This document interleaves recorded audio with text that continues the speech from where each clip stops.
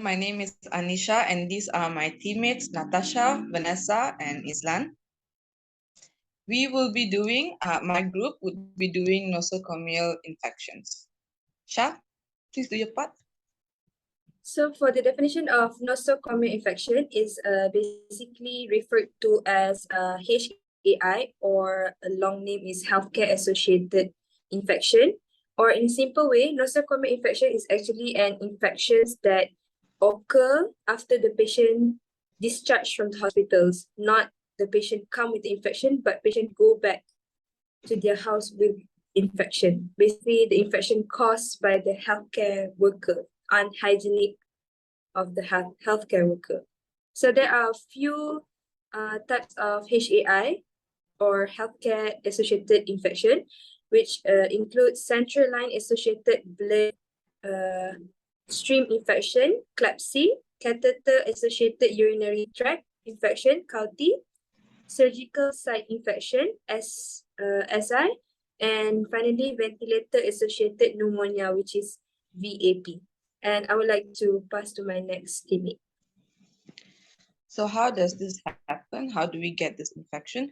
Usually this infection occurs when pathogens spread to a vulnerable patient host, that, like what Shah mentioned just now, a patient that is already infected with any sort of disease or fever, anything of that sort. They are most likely to get this type of infection. This happens because in modern healthcare, invasive procedures or surgery, indwelling medical devices and prosthetic devices are usually associated with this infection. The etiology of HAI is based on type of infection as well as the responsible pathogen, which may include bacterial, viral, or fungi. I will next pass it to my other teammate, Vanessa.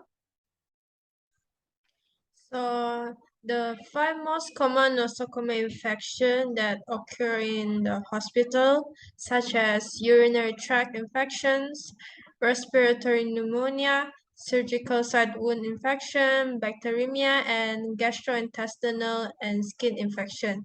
So to prevent this from getting this infection, there are 4 ways.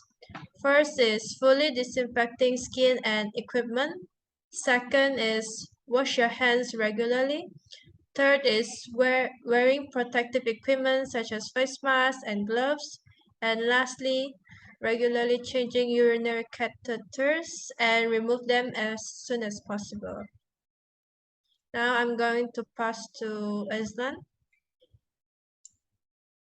Thank you, Vanessa.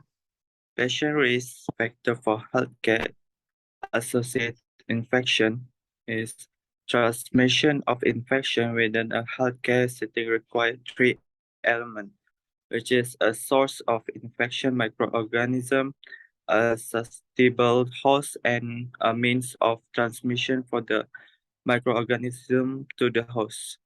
That's it from us. Thank you. Thank you, madam. Thank you, madam.